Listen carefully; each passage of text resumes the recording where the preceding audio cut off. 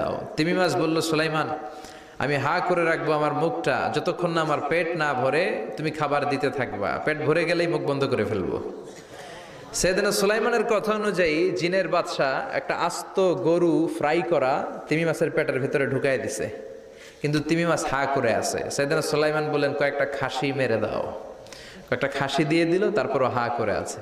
বড় বড় ডেক থেকে পোলাও দাও, খিচুড়ি দাও, বিরিয়ানি দাও, আরো কয়েকটা গরু দাও, হা করে আছে। আরো কয়েকশো গরু দাও, হা করে আছে। আরো কয়েক হাজার গরু দাও, হা করে আছে। সুবহানাল্লাহ কইবেন না? দিতে দিতে 1 কিলোমিটারের খাবার নাই, 2 কিলোমিটারের খাবার শেষ, 10 কিলোমিটারের খাবার শেষ, 20 কিলোমিটার শেষ, 30 কিলোমিটার শেষ, 40 কিলোমিটারের খাবার শেষ। এখনো তিমি মাছের মুখটা হা করা আছে না নাই? সাইয়েদনা সুলাইমান সেজদায় পড়ে গেলেন, ডেকে বললেন, আল্লাহ আমি বুঝি নাই গোটা বিশ্বের সবাই